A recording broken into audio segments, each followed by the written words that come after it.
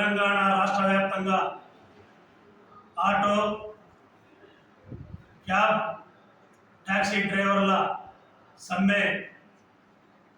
జరగాల్సిన ఉండే గౌరవ కొత్తగూడెం నియోజకవర్గ శాసనసభ్యులు రాష్ట్ర జేఏసీ నాయకులతో తెలంగాణ రాష్ట్ర రవాణా మంత్రి పొన్నం ప్రభాకర్ గారితో మాట్లాడి రాత్రి జరిగిన శారీవాణిధర సంభాషణలో చర్చలు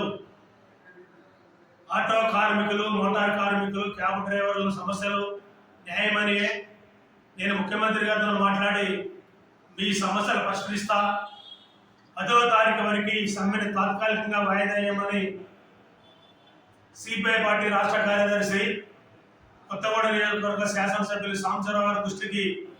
మంత్రి గారు తీసుకెళ్లిన వెంటనే పూనోనేని సాంబశివరావు గారు జేఏసీ నాయకులతో మాట్లాడి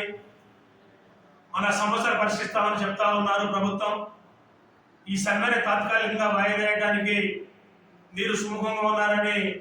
ఎమ్మెల్యే గారు అడిగిన వెంటనే ఆల్ జేఏసీ నాయకులు కూడా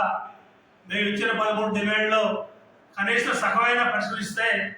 ఈ సమ్మెను తాత్కాలికంగా వాయిదా వేయడానికి సిద్ధంగా ఉన్నాం సార్ అని జేఏసీ నాయకులు గౌరవ ఎమ్మెల్యే గారి దృష్టికి తీసుకెళ్లిన వెంటనే ఎమ్మెల్యే గారు మంత్రి గారితో మాట్లాడి రేపు అసెంబ్లీ సమావేశాలు ప్రారంభమవుతా ఉన్నాయి. 10వ తారీఖు జేఏసీ నాయకులు ఎమ్మెల్సీ కోదండరామ్ గారు, గౌరవ శాసనసభ్యులు సాంబశివరావు గారు నాయకుల సమక్షంలో చర్చలు జరిపి మీ సమస్యలు పరిష్కరిస్తామని హామీ ఇచ్చిన తర్వాతనే ఇవాళ జరగాల్సిన సమ్మె తాత్కాలికంగా వాయిదా వేయడం జరిగింది. ఇది తెలంగాణ రాష్ట్ర వ్యాప్తంగా ఉన్న ఆటో, క్యాబ్, ట్యాక్సీ డ్రైవర్లు గమనించి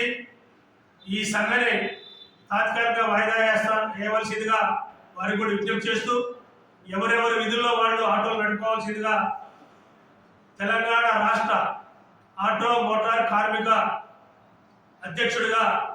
కార్మికులందరికీ విజ్ఞప్తి చేస్తా ఉన్నాను.